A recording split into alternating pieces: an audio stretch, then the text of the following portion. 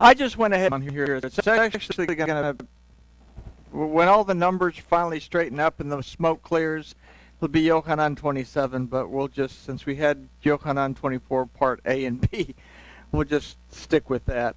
Have a little review, and we'll review the questions that we asked from the last Yochanan, because they are very important questions.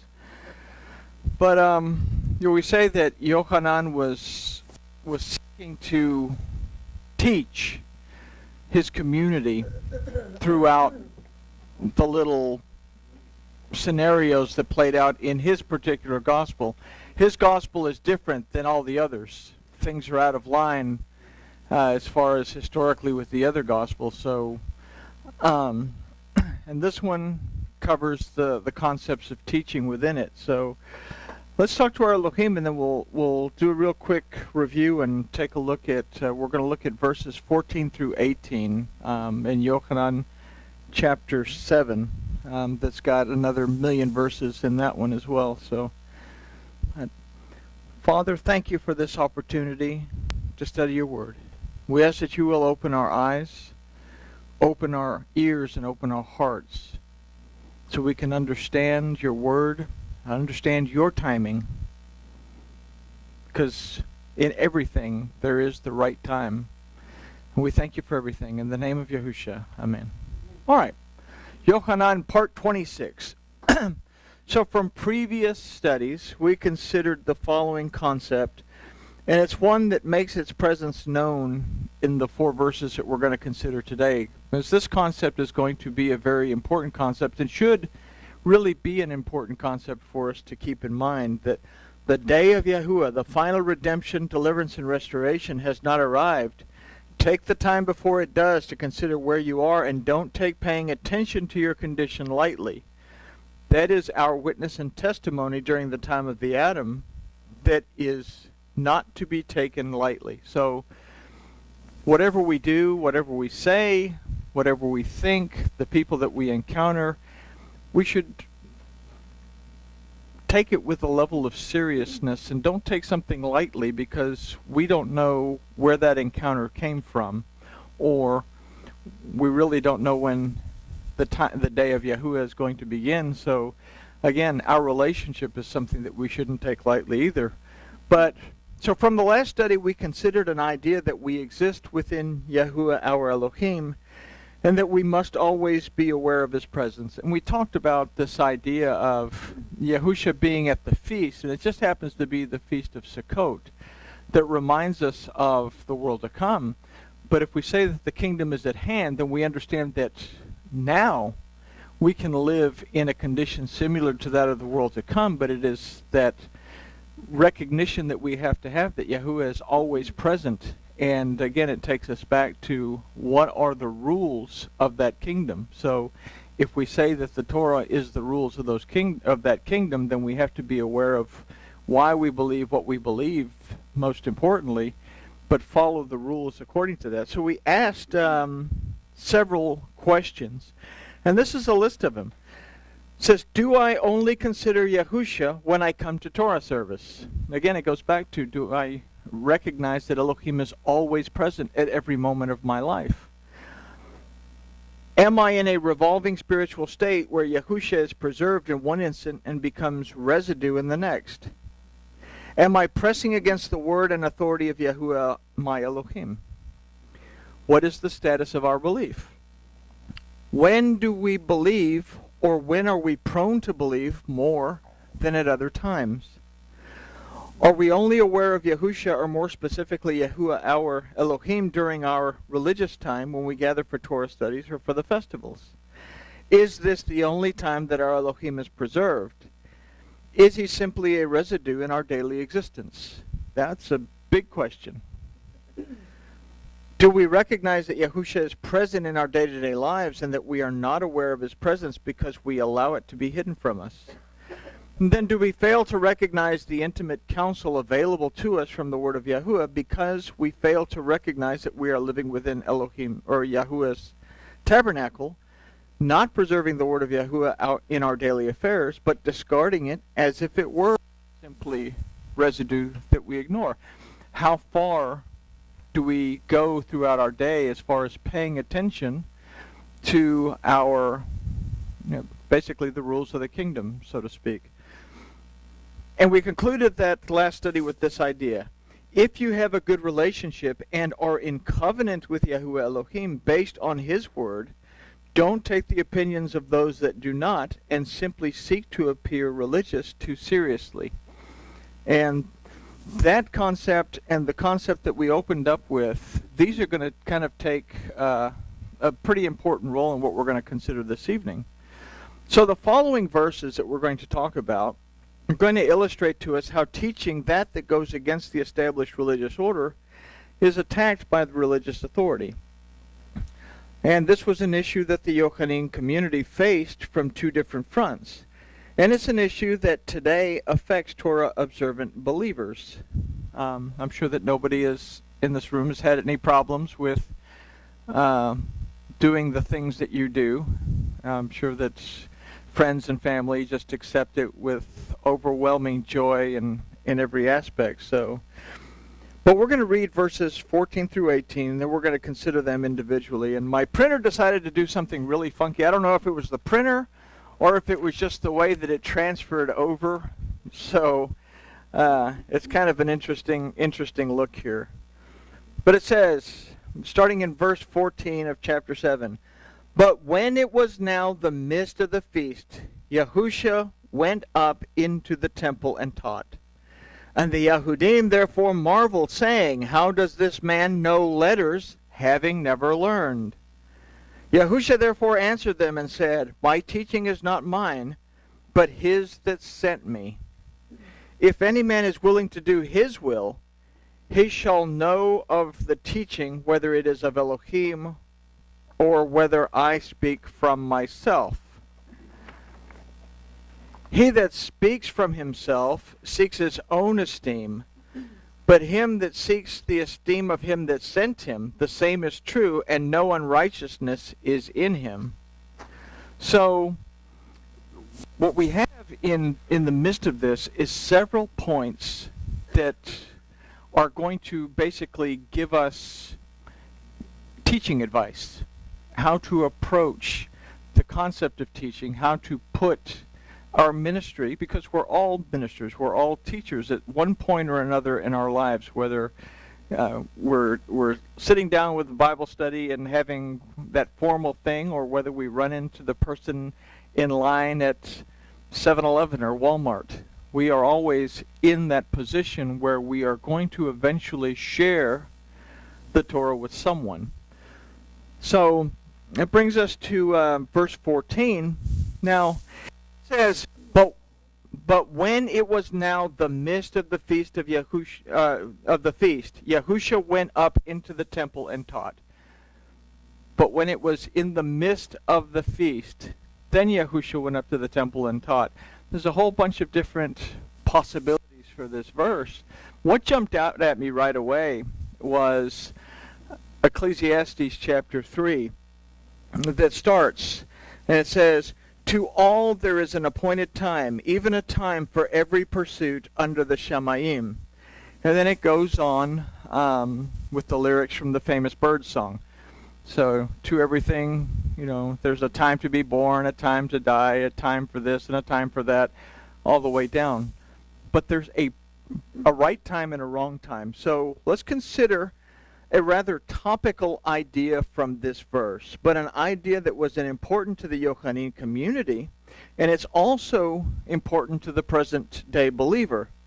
First, we consider that Yahusha went up into the temple and taught them when it was in the midst of the feast. So let's consider the significance of that, the midst, in the middle.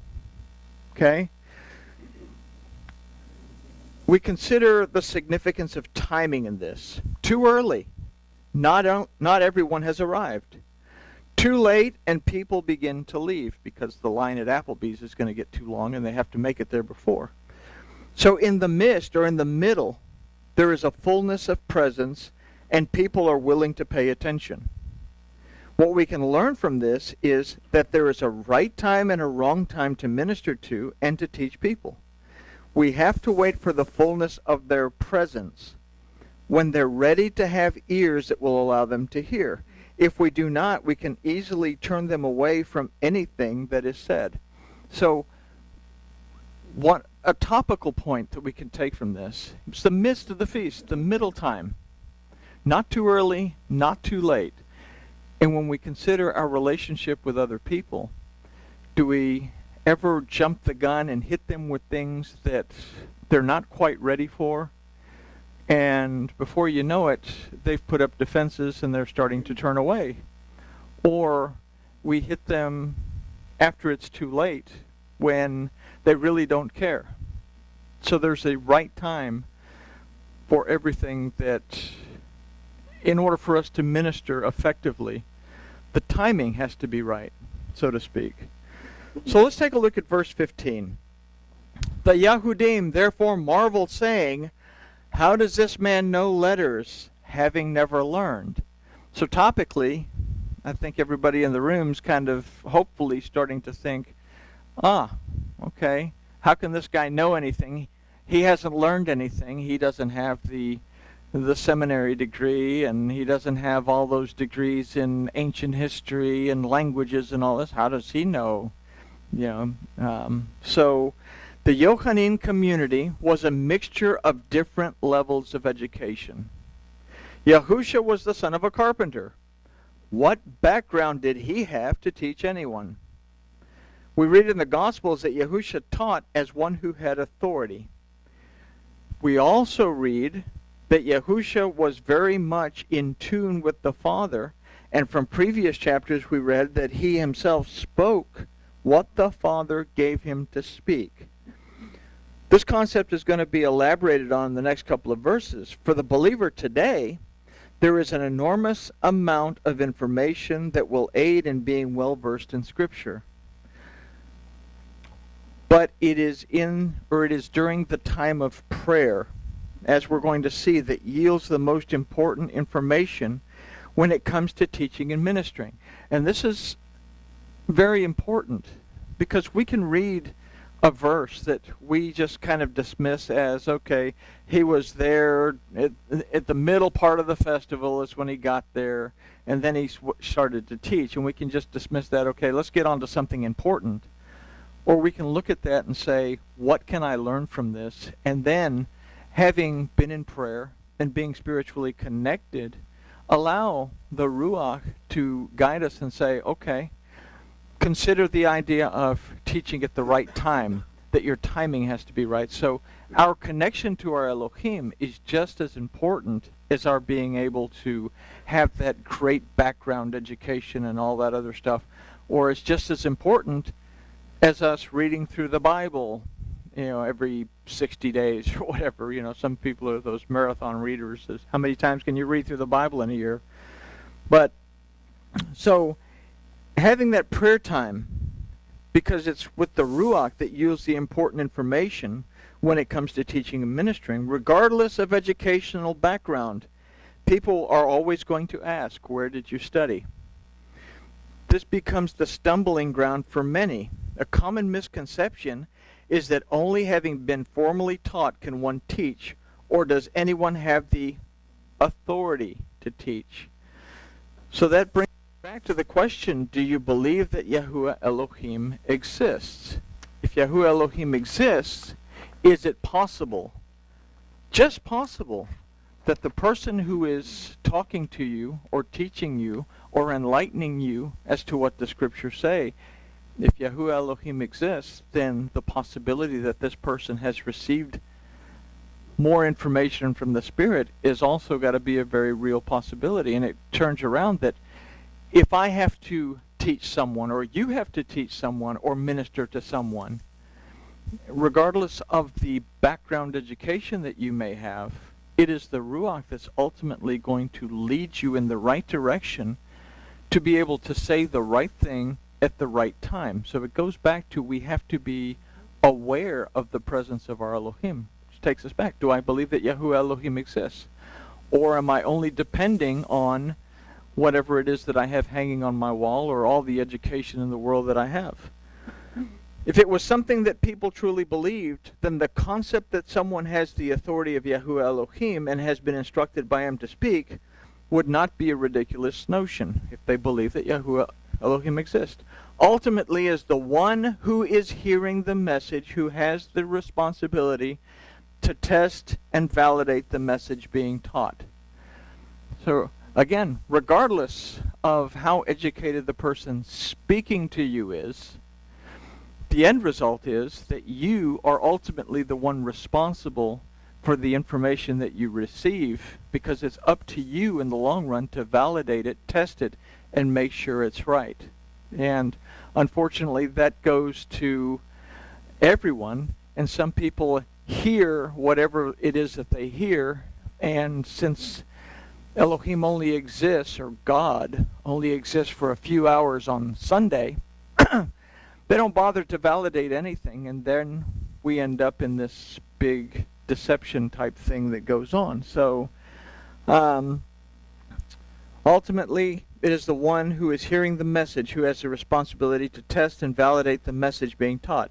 Education and background may be important, but we have to take into consideration that Yahuwah Elohim used farmers, peasants, shepherds, and fishermen to take his most important messages to people and ultimately to the world. So this is the main point that we're going to get in verse 16, that says, Yahusha therefore answered them and said, My teaching is not mine, but his that sent me.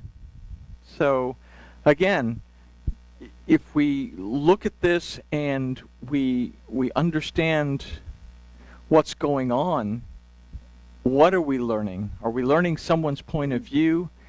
And if that point of view doesn't line up with what the Torah says, then I have to ask, well, whose teaching is that? Yahusha was very clear. It's not my teaching. It's the one that sent me. And if we look at everything that Yahusha had to say, nothing of it was out of line or out of agreement with what the Torah had to say. So Yahusha was teaching the Torah and the prophets. He taught the practical application of the word of Yahuwah.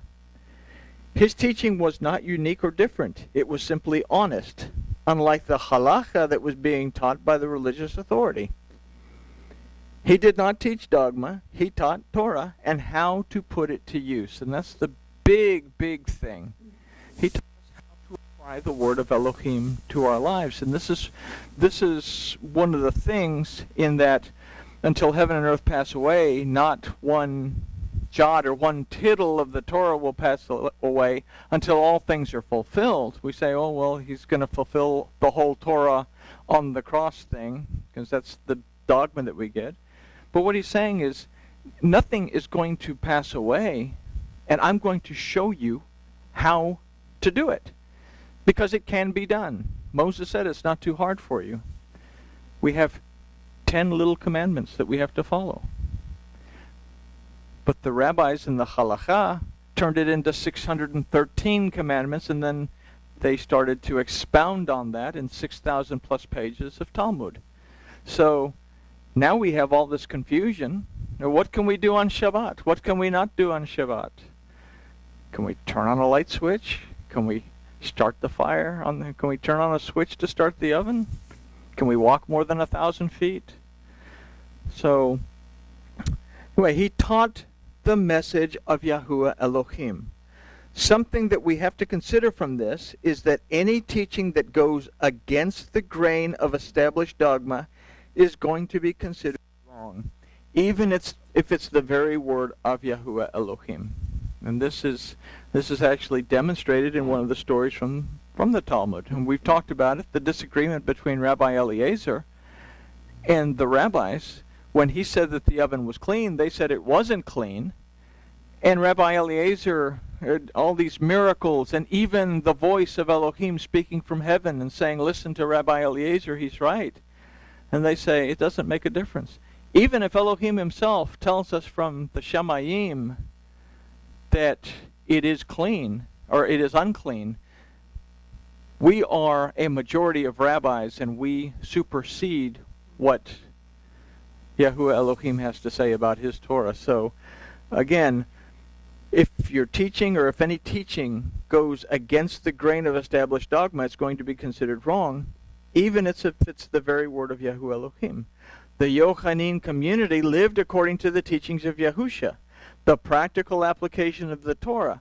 They were despised by the Yehudim because they rejected the halacha, and they were shunned by the developing Christian community because they would not yield to the developing Greco-Roman dogma.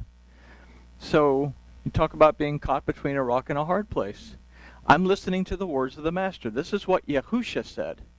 This is what the Torah says. This is what the Father says. But you have these people over here saying, no, we've explained it and it's this way, and this people over here deifying everything. So, you're torn. So, let's consider verse 17. If any man is willing to do his will, he shall know of the teaching, whether it is of Elohim or whether I speak from myself. So what is the will of Yahuwah? His will is that we shema, that we perceive, discern, understand, obey, and apply his commandments to our lives. What was the most important commandment when Yahusha was asked? He said, Shema Yisrael, Yahu Eloheinu, Yahu Echad. Perceive, discern, understand that Elohim is greater than you are. In every aspect of your life, at every moment of your life, he is your mighty judge who has the authority to redeem you, deliver you, restore you, heal you, bring you rest. And Yahuwah is Echad. He is in agreement. He is in agreement, Echad. Numerical values 13. The 13th letter is the mem, the word. If he's in agreement with his word, and I'm in agreement with his word, then we are also Echad. We are in unity. We are in one house.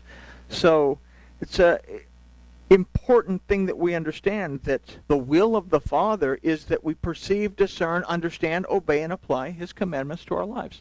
That's why he gave them to us. If we understand this, we're going to understand the teachings of Yahusha, and we will be able to know where it came from.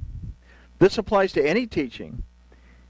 If it is in agreement with the Torah and the prophets, we can be certain that it is from Yahuwah our Elohim, and not from the mind of the one teaching the lesson. Is what we're being taught in agreement with the Torah, the prophets, and then does it line up with the teachings of Yahusha if we are looking towards Brit Hadashah?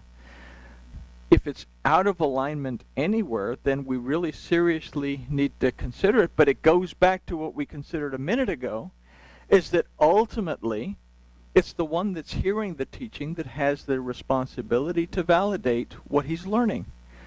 The teacher can be wrong. I can be wrong. I have been wrong. I look back at teachings that I taught 3 years ago, and I think to myself, what was I thinking?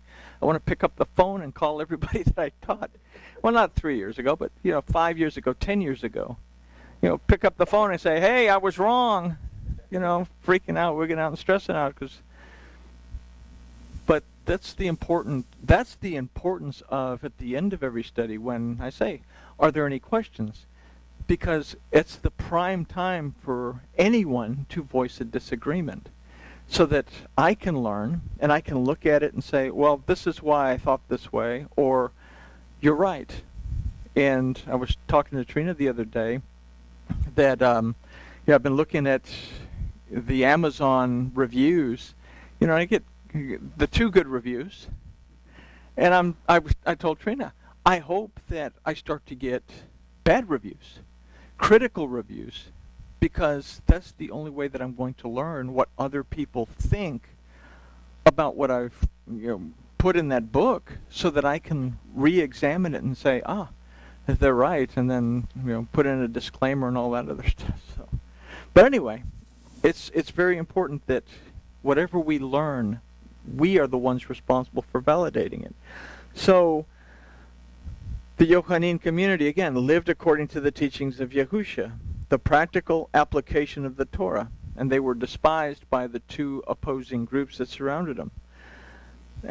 Again, 17, if any man is willing to do his will, he shall know of the teaching, whether it's of Elohim or whether I speak for myself. And we said The will of the Father is to perceive, discern, and understand what his Torah says, and to apply those commandments to our lives. This applies to any teaching. If it's in agreement with the Torah and the prophets, I know I'm repeating myself, but main point, we can be certain that it is from Yahuwah our Elohim. So we have to make sure that it is emet. We have to make sure that it is true from the beginning, the middle, and the end. It has to be in alignment through all things for it to be truth. Okay? Verse 18 shows us why this is relevant and important to understand. Verse 18 says, "He that speaks from himself seeks his own esteem.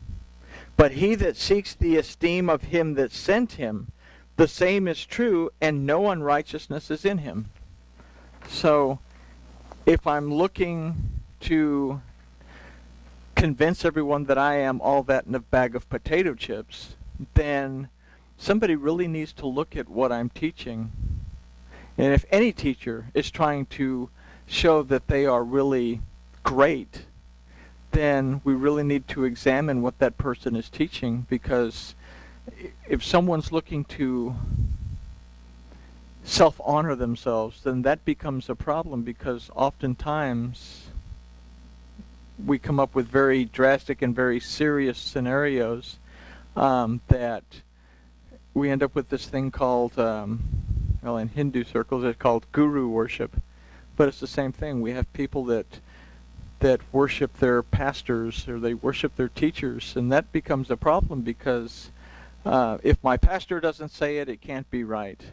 And then I begin to become closed-minded. So it's something as teachers to keep in mind, is that be humble, because you can make mistakes.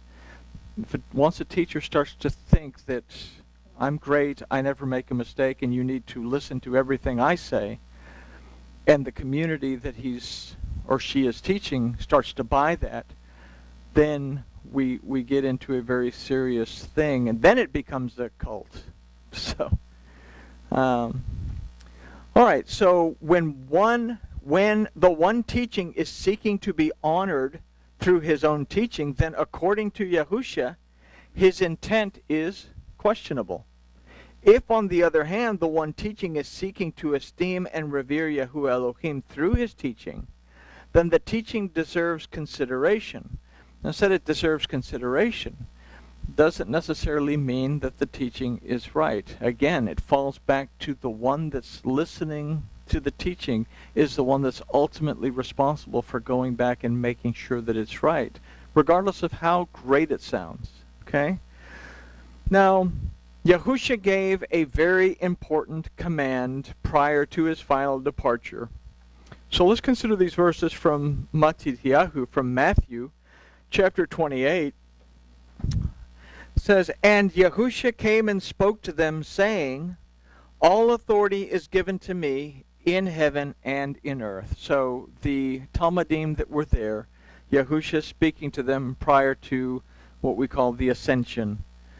So the word for apostle is shlechim, that is translated as apostle in English, but this word means an emissary. And it was the emissary that had the full authority of his master to relay and act on the message given to him. In fact, the word shlechim literally means someone who has the full authority of the one who has sent him. So that's a very important concept that we carry. If I am going to minister the words of Yahusha to someone, then I am carrying the full authority to my Elohim, of Yahusha. So I have to be very, very careful to make sure that I relay the message the right way, because if I don't, then basically I'm committing an error that could affect someone's life, so to speak. So if Yahusha had and has all the authority in heaven and on earth, then the emissary too has his master's authority. The word of Yahuwah has all authority in heaven and on earth, above that of any dogma or tradition. This was transferred to the one teaching it. That's a pretty big statement, that the word has all the authority over the heaven and the earth.